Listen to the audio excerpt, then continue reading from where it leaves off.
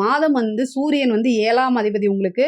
அவர் 7ஆம் இடத்திலேயே இருக்கிறாரு. 7ஆம் இடம்னா என்னன்னா, நிவர்த்தி ஸ்தானம். இந்த பிரச்சனைகள்லேருந்து டெம்பரவரியா ஒரு நிவர்த்தி அப்படிங்கிறது உறுதியாக உண்டு. தயவுசெய்து அத நம்பிருங்க. வேற வழி கிடையாது. 2ஆம் இடத்துல சனி இருக்கனால, எப்பவும் போல சொல்ற மாரி நான் சொல்லிக்கிட்டே தான் இருப்பேன்.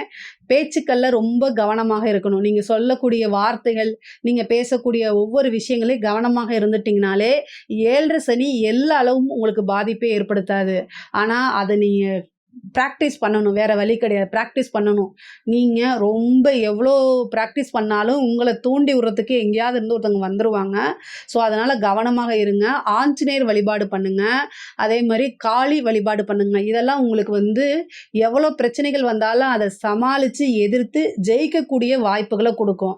நமக்கு கிரகங்கள் எவ்வளோ தீங்கு செஞ்சாலும் சரி, நன்மைகள் செஞ்சாலும் சரிங்க. தெய்வ வழிபாடு இருக்கும்போது, அது அப்படியே ஸ்டாண்டர்டா நம்மள கொண்டு போகும். அதாவது கெடுபலன் செய்யும்போது தெய்வம் வந்து ஒரு நல்ல வழி காமிச்சு உங்களுக்கு என்ன செய்யும்? அந்த பிரச்சனையிலிருந்து தப்பிக்கிறதுக்கு வழிவகுக்கும். அதே மாரி நெறைய நன்மைகள் வரும்போது, கெட்டது செய்யும்போது இந்த மாரி பண்ணும். நன்மைகள் செய்யும்போது இன்னும் பூஸ்ட் பண்ணி நமக்கு நெறைய நன்மைகள் அடையிற மாரி செய்யும். அதுக்காகத்தான் தெய்வ வழிபாடு பண்றது.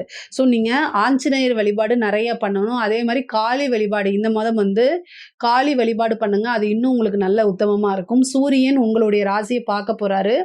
7ஆம் இடத்துல அதாவது 17ஆம் தேதியிலேருந்து சூரியன் வந்து சிம்ம ராசிக்கு வந்துடுறாரு. சிம்ம ராசி 7ஆம் இடமா இருக்கு.